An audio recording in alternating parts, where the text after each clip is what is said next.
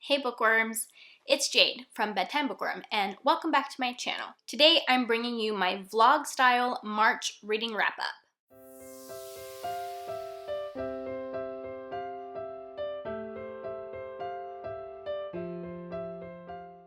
If this is the first vlog style wrap up you've seen from me, let me explain a little bit about what it is. Throughout the month, as I finish books, I sit down and film my thoughts on the book shortly after finishing them. Because these are my immediate reactions and thoughts to the books, these videos tend to be a little bit chattier, a little bit longer. I always include timestamps in the description box for each book that I'm going to talk about so that you guys can jump around and skip to the books that you're most interested in hearing my thoughts on. I'm also going to start including Amazon links to books that I mention in any of my videos in case you guys are interested in purchasing them. They will be affiliate links, which means that I will receive a small commission if you choose to purchase the books using my links. Absolutely no pressure to use them, but if you do, I really appreciate your support for my channel. And then at the end of the month, I film this little intro where I give you a little overview of how my reading went. I don't always do my wrap-ups this way, it just kind of depends on how busy of a month I have, but I like doing them this way when I can. Alright, let's get into the overview.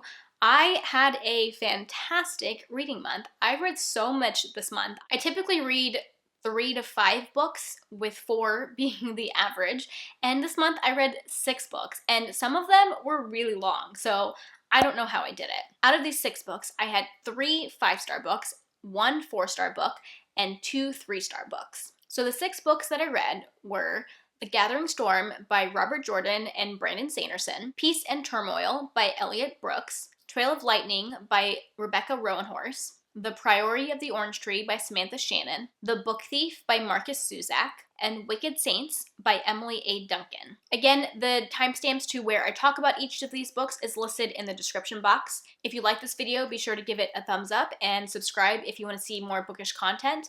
Definitely let me know in the comment section if you like my vlog style wrap-ups, or do you think that they're too long? Do you prefer regular wrap-ups? I would love to know what you think. Alright, if you want to hear my thoughts on these books, then stay tuned.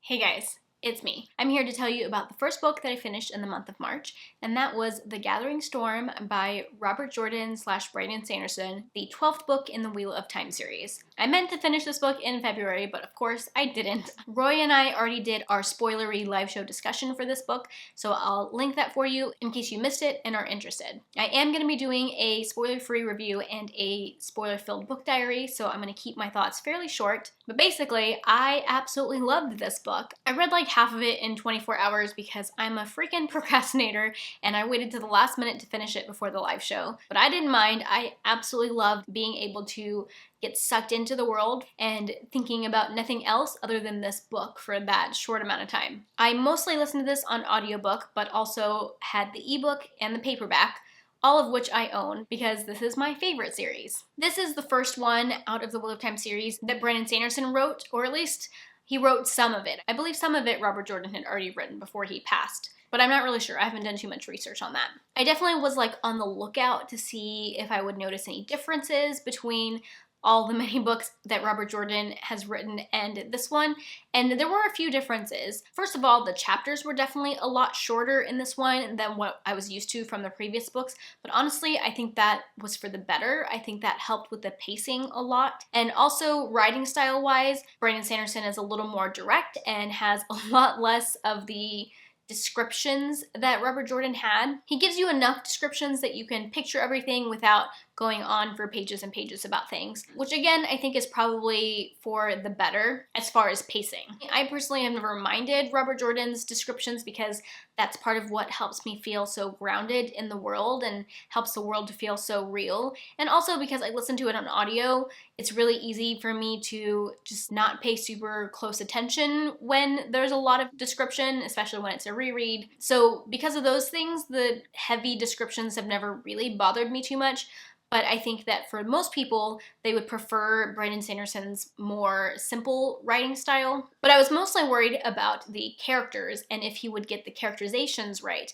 And I thought that he was spot on. I didn't notice anything different in the way the characters talked or acted or anything like that. And so much stuff happened in this book. The plot was so exciting. I loved every single perspective that we got and all of the plot things that happened, and the ending was amazing, and Oh, I just loved so much about this book, and I'm very excited to read the last two in the series. All right, those are all of my thoughts, I think, on this book, and I will check in with you when my battery light is blinking at me. Hey guys, it's Jade. So I have finished two books this week and I'm here to tell you about them. The first book that I finished a few days ago was Peace and Turmoil by Elliot Brooks, which is the first book in the Dark Shores series. I was provided a free eARC or advanced reader copy of this by Elliot Brooks herself because, in full disclosure, she's one of my friends, if you didn't already know that. Even though Elliot is a friend of mine, I'm always really honest in my reviews. And hopefully my review of this book shows you guys that you can always trust my opinion even if I have some sort of personal connection to the author.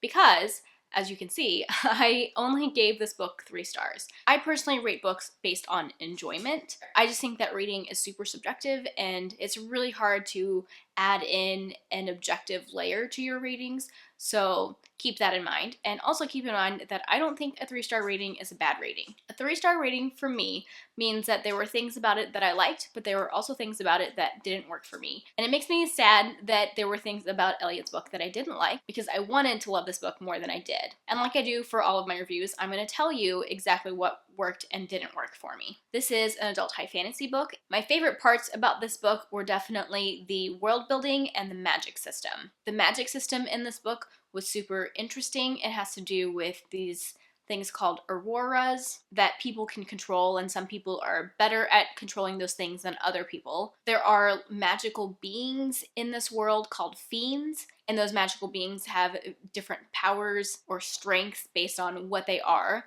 Elliot has made videos on her channel related to the world and the magic system, so definitely go check them out if you're interested in learning more about that before diving into the book. The main dragon in this book is one of my favorite characters, and Elle has talked about this dragon in a few of her videos and has character art of the dragon, which is super cool. That's another thing that I really liked, is that Elle put a lot of art in the book. There are multiple drawings, some which she did herself and some which she commissioned for the book. And those drawings are interspersed throughout the chapters, which is just like so unique and different. And it's one of those things that's possible because she is self-publishing this book. Going along with the art that she's done and commissioned, she's written some music for this book that is on her channel. She's had candles made and bookmarks. She has a book box that you can order with or without the book and get candles and swag and stuff in the book box. And I just think that all of those things make this book so special and different from just buying a book from Barnes & Noble. There is a large cast of characters, which I like. I like having a lot of characters in my fantasy books. And there's also a lot of political intrigue in this book, which I think will be a pro for a lot of people. I do typically like political intrigue in my books, but unfortunately in this book, a lot of the intricacies of the political setup kind of went over my head and I was confused about a lot of it. I think some of that had to do with the way that it was conveyed. There were multiple instances of the political situation being explained through dialogue, and because of that, I had a hard time internalizing some of the political stances that different characters were taking and what some of their motivations were. So I just found that there were multiple times when I was confused about some of the political drama that was happening, but I don't necessarily think that's going to be the case for everyone. Also, while I love that there were a lot of characters, I, for some reason, didn't get very attached to the characters. There are definitely characters that I liked more than others, but I just wish that I had connected with the characters a little bit more than I did. I think part of this was the writing style, which is really hard for me to say because Elle is a friend of mine, but writing style is a really objective thing. There are definitely readers out there who don't even notice writing style very much, and it's really hard for me to pinpoint exactly what about it didn't work for me, but I think that something about the writing style kept me from completely connecting with the characters. I think that I wasn't as immersed in their heads and in their feelings as I would have liked, but I also think that it's a style that's going to work for a lot of other people. Like I said, I ended up deciding on a 3-star rating because I felt like there were things that I liked about it and things that didn't work for me. But I know that a lot of other people have already given this book 4 and 5 stars, so I definitely seem to be in the minority when it comes to my rating. If you guys have been interested in this book, if you think that the world and the political intrigue that I described sounds interesting to you, I definitely recommend still checking it out, because I think that this book is going to work better for a lot of people than it did for me. All right, moving on to the next book. The next book that I finished, I actually just finished it less than an hour ago, was Trail of Lightning by Rebecca Roanhorse, which is the first book in the Six World series. I actually have a physical copy of this. It is a hardcover copy. I won this in a giveaway, and this is the Page Habit version of this book, which, if you're not familiar with Page Habit, it is a book subscription box where it comes with some annotations from the author. Like there's these, ignore my green tabs, but these blue sticky note tabs in here are little annotations or notes from the author. So I won this from Trina from Between Chapters, who has a fantastic channel. I will link her channel down below. So as you can see, I gave this book 3 stars as well, which again means that I enjoyed it overall, even though there were things that didn't work for me. This takes place in a futuristic dystopian world, or I guess post-apocalyptic world, where a lot of the United States has been wiped out through a large flood. And the main character is Navajo, and a lot of the world building is based on Navajo mythology and its own voices, because Rebecca Roanhorse is Navajo herself. So I found the world and the mythology and the magic to be really interesting. That was, again, my favorite part about this book. I'm just a sucker for interesting world building, so that's often my favorite part of a lot of books. This is adult urban fantasy, and this felt very urban fantasy. I don't read a lot of urban fantasy. I mean, there are definitely books that I have classified as urban fantasy in my stats and things that probably aren't truly urban fantasy. They don't have that dark and gritty feel to them with that, like, layer of romance. I don't know. That's what I think of when I think of urban fantasy. But this book was true urban fantasy. The main character, Maggie, is a monster hunter. While that sounds really cool, I would say there are only 3, maybe 4 scenes where she was actually fighting monsters, which kind of disappointed me. I think my biggest issue with this book was the main character, Maggie. She's definitely an unlikable female protagonist, which doesn't usually work for me. I mean, I want to say that, like, my main characters don't have to be likable for me to like them, but I can't really think of very many main characters that are unlikable and I've still enjoyed the book. There are a couple, but it just more often doesn't work for me than work for me. So Maggie, she's definitely had a troubled past. She has PTSD and other issues. So she's very rash in her decisions and kind of like rushes into things without thinking them through all the way. And she's very emotional and sort of, I don't know, self-destructive. And I just don't like characters like that, even though she had reasons for being that way. Through most of this book, I felt fairly confused. I had a lot of questions about the world. It seemed like those questions were going to be answered. It seemed like the book was trying to be mysterious to, like, pull me through to the end, but the ending totally fell apart for me. Oh, I forgot to mention, this was a buddy read with my cousin Shannon from That's So Poe. So we had a lot of fun discussing this as we went through it, and she had similar feelings as I did about the ending. I think through most of the book she was enjoying it a little bit more than I did, but we both thought that the ending kind of brought the book down. But I'll link her wrap-up video about it below. I don't want to put words in her mouth. So towards the end of the book, where I thought things were going to be explained, things actually got more confusing. And while most of my confusion in the beginning of the book was about the world, by the end of the book I was confused about character motivations and why they were making decisions that they were making. It just didn't always seem to make sense. And there is a cliffhanger, or like an open question at the very end of the book that I was really unhappy with. I was like, that is not a question that I want to leave unanswered until the next book. I know that sounded like really negative-y, but for the most part I did enjoy this book, but there were just a lot of things that also didn't work for me, and that's why I gave it 3 stars. I think that people who really like urban fantasy are going to like this book. I don't think that I like urban fantasy as much as I thought I did. Anyways, because I didn't love this book, I don't actually want to keep it on my shelves. So I'm going to do a giveaway. I know that I said some negative things about it, some positive things about it, but Go to Goodreads, check out what your friends have said about this, what other reviewers have said about this book, because I know a lot of people have really enjoyed this. And if you guys are interested in this book, then leave me a comment letting me know that you are interested, and leave me a way to get a hold of you through a direct message, either through like Instagram or Twitter, are usually the two places that I go to. And if there's more than one person who's interested, then I'll do like a comment picker to pick one of them. The giveaway will be US only, just because I physically am gonna have to ship this book, and international shipping is really expensive. But I would love to pass on this book to someone else who might love it more than I did. Alright guys, those are all the books that I have finished so far in March, and I will check in with you later. Bye. Hey guys, it's Jade. I finished another book.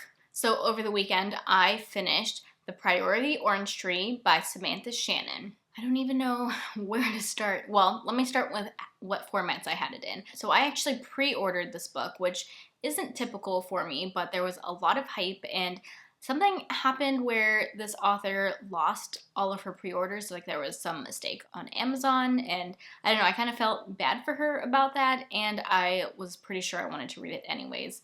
So I pre-ordered it on ebook, and then I saw that I could add on the audiobook for like $8. So I also pre-ordered the audiobook. I started out mostly listening to this, but I ended up switching to the ebook. So this book is an epic high fantasy. I have not read any Samantha Shannon before. I've heard of her. She wrote The Bone Season, which is a pretty famous book, well, series. There's 3 books out in that series, and it's supposed to be a 7-book series. So the main reason I haven't read Samantha Shannon before is because that series seems massive, and she takes multiple years between the books, and so I haven't wanted to start it because I knew that I would be waiting a long time for it to be finished.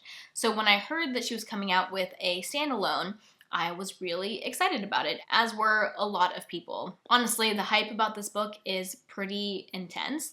It's very hyped right now. I feel like everybody is reading it, but for good reason. I'm sure I've already put the rating on the screen, but I absolutely loved this book. Like, I know it's been getting a lot of hype, and I don't want to add to that hype, but I genuinely love this book. I could not stop talking about it to my friends. It is a long book, but I literally loved every single second of it. I know that that's not how everybody is going to feel. There are starting to be some mediocre reviews coming out. On the one hand, that's good, because anytime a book has only positive reviews, I get a little suspicious, because obviously that's just too good to be true. But I personally really loved this book. I did do it as a buddy read with my friend Sashana. She and I do a lot of buddy reads together. I had a lot of fun doing this as a buddy read.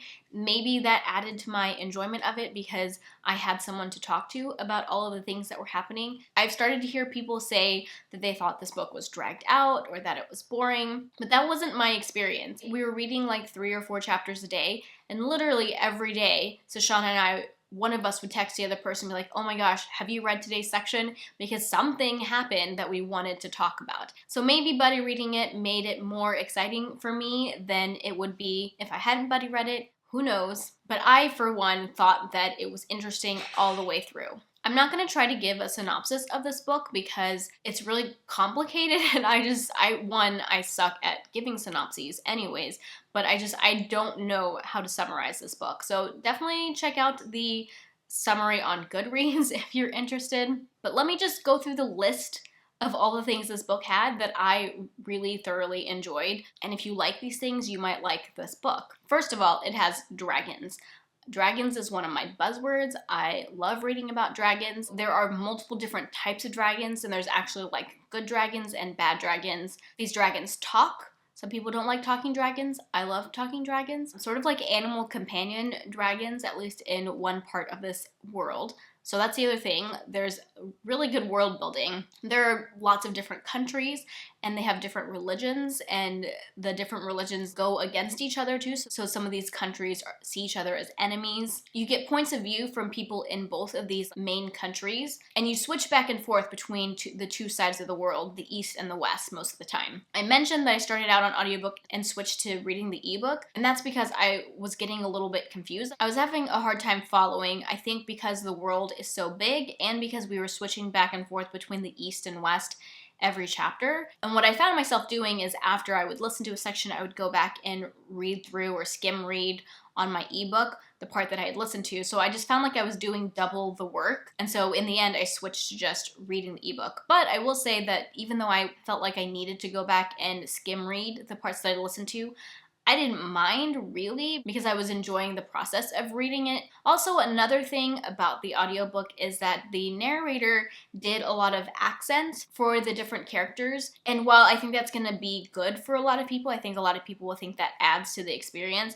I honestly found it kind of confusing. I don't know if anybody else has experienced this or feels this way, but sometimes when narrators use accents, it just makes it harder for me to hold on to their words. It feels like the words that they're saying are going one ear and out the other. Like I'm not retaining the information. It's just like the accent was a little bit hard for me to understand, and then she had different accents from different people, and I think that it lined up with where in the world the people came from, but they weren't like distinct enough that I could cement that in my head and like recognize them, if that makes any sense. So that added layer of having the accents only made things more confusing for me instead of bringing the story to light. I don't think everybody's gonna feel that way, but that was my experience with it. So I'm really glad that I decided just to use the ebook for the second half of the story. Okay, back to my list of things that this book has that I love. There's a queendom, so there's a lot of like royalty stuff in this book. This queendom has like a court system that's very formal and political,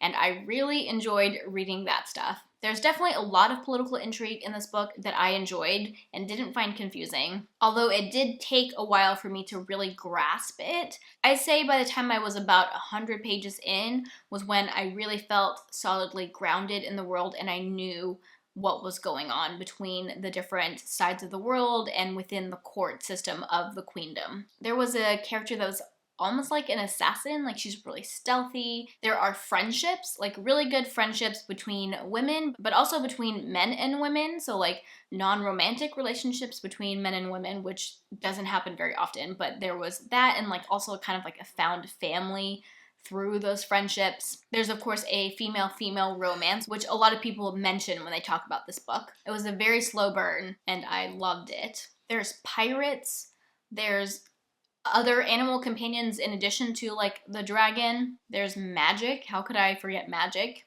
It just had all the things that I love, and I thought it was done really well. I almost wish that it wasn't a standalone, and honestly, there's definitely room for more stories in this world. Like, after we were done reading it, I sent Shoshana a list of like 5 other things that I felt were unresolved. They were all like really small things. Like this is definitely a standalone in that the main plot is complete.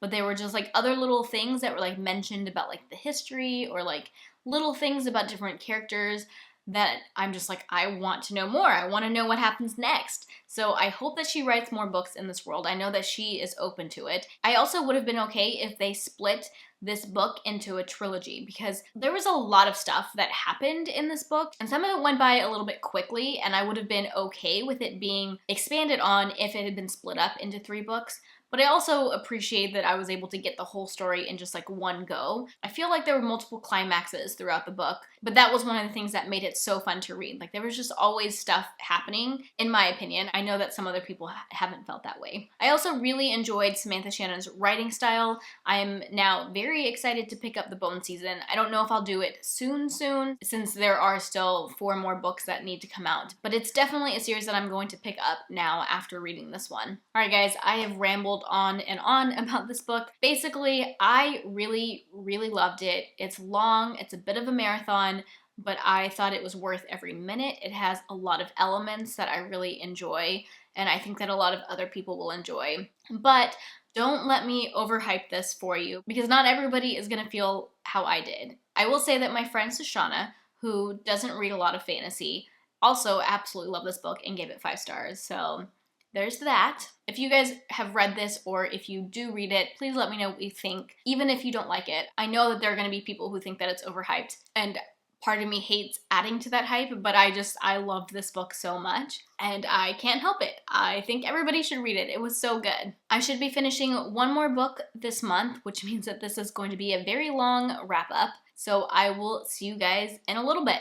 Bye. Hey bookworms, it's Jade. I'm here to talk to you about the last 2 books that I finished in the month of March. I can't believe that I read 6 books in March. That's insane. This reading wrap-up / reading vlog is very long, so if you have watched it all the way through to the end, then I really appreciate that. But let's get straight into the books. So the second to last book that I picked up and finished was The Book Thief by Markus Zusak, which I gave 5 out of 5 stars. I had a physical copy of this out from my library, as well as listening to it on audiobook. The audiobook narration for this was fantastic. If you get a chance to listen to it on audio, I definitely recommend that, but I also recommend picking up a physical copy if you can, because there was some special formatting. There were a lot of lists that the narrator did that were centered on the page, and there were a lot of paragraph breaks that weren't necessarily super obvious when you're just listening. And then on top of that, there are multiple points in the book where there are sketches. So obviously that you can't see without looking at the book physically. So I'm really glad that I did a mix of the audiobook and the physical. I would like to say just do the physical because of the sketches and things, but seriously, the audiobook narrator was really, really good, so I can't not recommend the audiobook as well. I also did this as a buddy read with Graf. He's one of my viewers, but we've done a buddy read together, and we're doing more buddy reads together in the future, so I feel like we're friends at this point. I was also buddy reading this with Sophia from Sophia Reads. Her channel will be linked down below. The Book Thief is obviously a really popular, really famous book, and it's been on my TBR for a really long time, but the reason I finally picked it up is that it was a TBR jar pick. Even then, I had pulled it out of my TBR jar quite a while ago, but I had agreed to buddy read it with Graf, and so that was kind of the extra push I needed to pick it up. This is why in my TBRs I always say, let me know if you want to buddy read anything, because buddy reads definitely motivate me to pick up books sooner than I would pick them up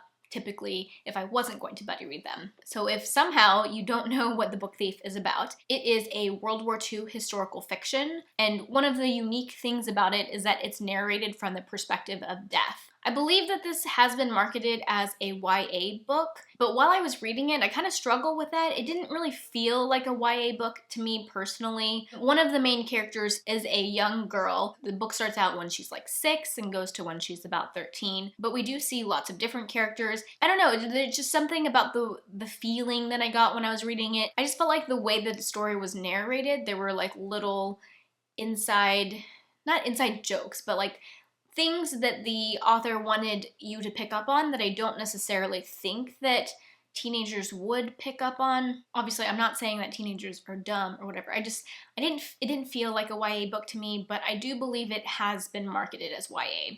So take that for what you will. Going into this book, I knew that it was going to be sad. People talk about how heartbreaking the ending is, and boy, are they not wrong. I thought I was semi-prepared for it, but the ending of this book completely broke me. I cried for hours. I haven't cried that much at the end of a book, probably since I read Hero of Ages. That one made me cry a lot too. The book is split into 10 different sections, and let me warn you, read section 10 when you're home alone and not out in public or anything, because you're gonna cry. I mean, maybe you won't, but maybe you have a heart of steel. But section 10 to the end is very heartbreaking, and you should know that before you start reading it. Something that's interesting by having death be the narrator of the book is that, well, one, it's an omniscient narrator, which I've read omniscient narrators before, rarely, it doesn't happen very often, but what's interesting is that I don't feel like usually omniscient narrators know the future, but death does know the future. He knows that certain people are going to die, and he kind of jumps around in time, or he'll mention things that are going to happen in the future. A lot of times he'll mention, while a character's alive, something about their impending death, and I don't think that's something that you get even with other omniscient narrators. I thought that that element definitely added a little bit of tension, because you knew that something was coming, but you didn't know when it was going to come or exactly how it was going to come. And I also sort of appreciated that, because for a lot of the characters I knew that they were going to die, and so when those things actually happened, it was a little bit less emotional. That was one reason why I thought that I was emotionally prepared for the ending, because like I knew that some of these characters were gonna die almost the whole time because death had already told me that it was going to happen, but it still really emotionally affected me.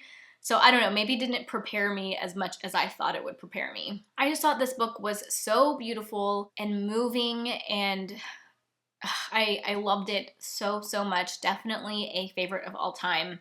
I haven't seen the movie yet, but I do want to. If you like historical fiction, if you like World War II historical fiction, this is one that you definitely can't miss out on. I thought it was fantastic. The very last book that I finished in the month of March was Wicked Saints by Emily A. Duncan, which I gave 4 out of 5 stars. This was an eARC, or an advanced reader copy, that I received from the publisher in exchange for an honest review. I finished this on the very last day of the month. I basically read it like in the last 3 or 4 days of the month. I was kind of in a rush to finish it because I needed to post a book review for it, which has already gone up on my channel, and I'll link it for you in case you missed it. So because I've done a non-spoiler review, I'm not going to talk about it too much, but this is a YA high fantasy. It's very dark.